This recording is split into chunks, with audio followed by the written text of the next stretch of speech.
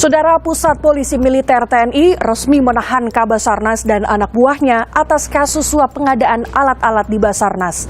Keduanya ditahan di rumah tahanan militer Angkatan Udara usai menjalani serangkaian pemeriksaan. Sementara itu, 1 dari 3 tersangka terduga pemberi suap Kabasarnas menyerahkan diri ke KPK.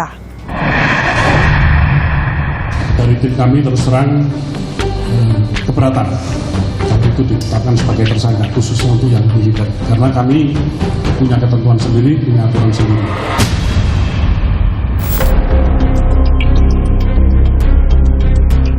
Pusat Polisi Militer TNI secara resmi menahan Kabasarnas Marskal Madya Henry Alfiandi dan anak buahnya Letkol Afri Budi Cahyanto atas kasus suap pengadaan alat-alat di Basarnas. Keduanya ditahan di rumah tahanan militer Angkatan Udara usai menjalani serangkaian pemeriksaan. Penyidik Puspom TNI meningkatkan tahap penyelidikan kasus ini ke tingkat penyidikan dan menetapkan kedua personel TNI aktif atas nama HA dan ABC sebagai tersangka. Terhadap keduanya, malam ini juga kita lakukan penahanan dan akan kita tempatkan di instalasi tahanan militer milik Pusat Polisi Militer Angkatan Udara di Halim.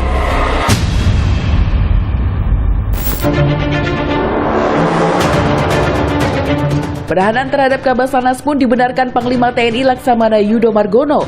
Dikutip dari laman kompas.id, Panglima TNI mengatakan telah berkoordinasi dengan KPK terkait penanganan dugaan korupsi Kepala Basarnas. Sementara itu, 1 dari 3 tersangka terduga pemberi suap Kabasarnas menyerahkan diri ke KPK Senin kemarin. Dengan didampingi kuasa hukumnya, tersangka Mulsunadi Gunawan langsung ditahan usai menjalani pemeriksaan penyidik KPK. Pada hari ini, MG sudah kita tetapkan sebagai tersangka minggu lalu dan pada hari ini akan dilakukan penahanan untuk 20 hari ke depan, berhitung mulai hari ini tanggal 31 Juli sampai dengan tanggal 19 Agustus 2023 di rutan KPK pada Gedung Merah Putih. Sebelumnya, operasi tangkap tangan KPK terkait dugaan korupsi di Basarnas menuai polemik. Pusat Polisi Militer Puspom TNI sempat kecewa terhadap penetapan Kabasarnas dan anak buahnya sebagai tersangka. TNI berpendapat, berdasar Undang-Undang Nomor 31 Tahun 1997 tentang Peradilan Militer, bahwa pihak yang berwenang mengusut kasus hukum prajurit aktif hanyalah auditor militer meski tindak pidana dilakukan di ranah sipil. Dan Puspom TNI Marsda Agung Handoko dan sejumlah pejabat militer akhirnya temui pimpinan KPK. Usai pertemuan, Wakil Ketua KPK Johannes Tanak mengaku khilaf atas penanganan dugaan kasus korupsi Kabasarnas dan anak buahnya.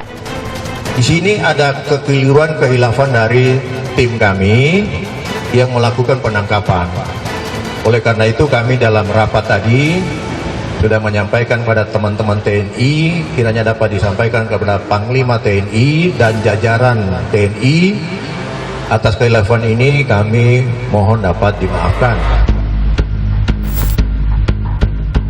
Buntut dari kekhilafan ini, Direktur Penyidikan sekaligus Pelaksana Tugas Deputi Penindakan dan Eksekusi KPK, Asep Guntur Rahayu, dikabarkan mundur. Namun, sehari pasca pernyataan khilaf dari Johannes Tanak, Ketua KPK Firly Bahuri mengatakan penanganan kasus korupsi di Basarnas sudah sesuai prosedur. Seluruh proses penyelidikan, penyidikan, dan penuntutan perkara menjadi tanggung jawab penuh pimpinan KPK. Lebih lanjut, Firly mengatakan KPK sudah melibatkan POM TNI sejak awal, mulai dari mengikuti gelar perkara hingga penetapan status hukum 2 oknum perwira TNI yang diduga terlibat korupsi. Kasus dugaan korupsi di Basarnas berawal usai KPK menerima informasi adanya pihak swasta yang hendak menyerahkan uang senilai hampir 1 miliar rupiah terkait kong-kali-kong pemenangan tender proyek di Basarnas. Transaksi tersebut diduga terjadi di parkiran bank di area Markas Besar TNI Cilangkap, Jakarta Timur. Kemudian, tim KPK lakukan penguntitan hingga akhirnya terjadi operasi tangkap tangan. 11 orang terjaring OTT, 5 orang telah ditetapkan sebagai tersangka termasuk Kabasarnas 2021-2023, Marsdia Henry Alfiandi dan anak buahnya Letkol Arif Budi. Keduanya diduga menerima suap senilai 88,3 miliar rupiah terkait proyek pengadaan barang dan jasa di Basarnas periode tahun 2021 hingga 2023. Berdasar undang-undang, KPK berwenang mengkoordinasikan dan mengendalikan penyelidikan, penyidikan, hingga penuntutan tindak pidana korupsi terhadap pihak-pihak yang tunduk pada peradilan militer dan peradilan umum. Meski begitu, polemik penanganan kasus korupsi yang melibatkan personil TNI memantik tanya publik. Haruskah KPK meminta maaf? Pakar Hukum Tata Negara Universitas Gadjah Mada Zainal Arifin Mohtar menilai KPK perlu menjelaskan arti permintaan maaf tersebut. Selain itu, KPK juga perlu membuktikan jalannya koordinasi antara KPK dan TNI dalam penanganan kasus ini. Memang sudah sesuai dengan aturan, kenapa perlu ada permintaan maaf?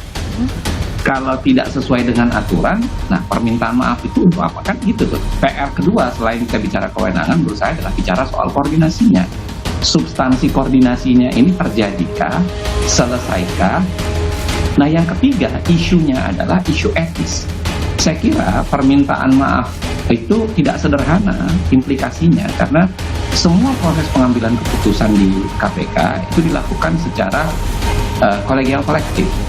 Artinya 5 komisioner itu bertanggung jawab dalam proses ini.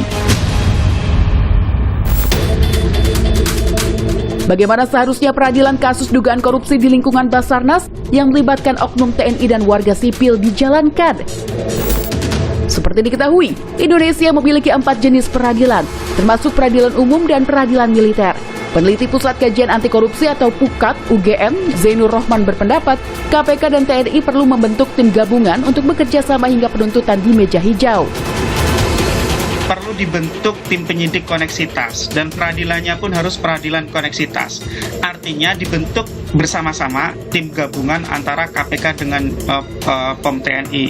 Demikian juga nanti jaksa dari KPK juga dengan auditor militer.